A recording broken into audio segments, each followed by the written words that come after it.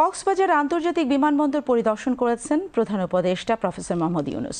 দিনব্যাপী সফরে দুপুরে একই ফ্লাইটে কক্সবাজার পৌঁছান প্রধান উপদেষ্টা ও জাতিসংঘ মহাসচিব। এ সময় ত্রাণ ও দুর্যোগ ব্যবস্থাপনা উপদেষ্টা ফারুকী আজম তাদের স্বাগত জানান।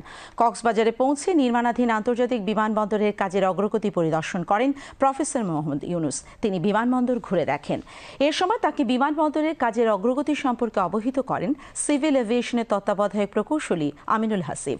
সফরকালে কক্সবাজারে খুরুশকুল জলবায়ু উদ্বাস্তু কেন্দ্র পরিদর্শন করবেন প্রধান উপদেষ্টা প্রফেসর মোহাম্মদ ইউনূস। সন্ধ্যায় উখিয়ায় প্রধান উপদেষ্টা জাতিসংঘ মহাসচিব 1 লাখ রোহিঙ্গা শরণার্থীর সঙ্গে ইফতারে যোগ দেবেন।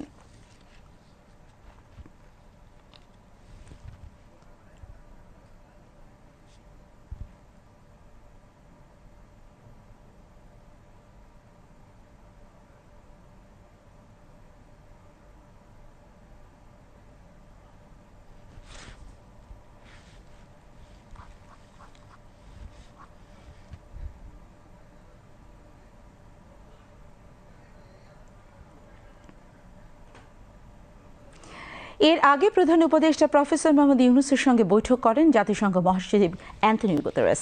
প্রধান উপদেষ্টার কার্যালয়ে এ বৈঠক অনুষ্ঠিত হয়। এ সময় রোহিঙ্গা সহ বিভিন্ন ইস্যুতে তারা আলোচনা করেন। পরে প্রধান উপদেষ্টার কার্যালয়ে পরিদর্শন বইতে স্বাক্ষর করেন অ্যান্টনিও গুতেরেস। প্রধান উপদেষ্টার আমন্ত্রণে 4 দিনের সফরে গতকাল বিকেলে ঢাকা আসেন জাতিসংঘ মহাসচিব। 6 বছরের ব্যবধানে বাংলাদেশে এটি তাঁর দ্বিতীয় সফর।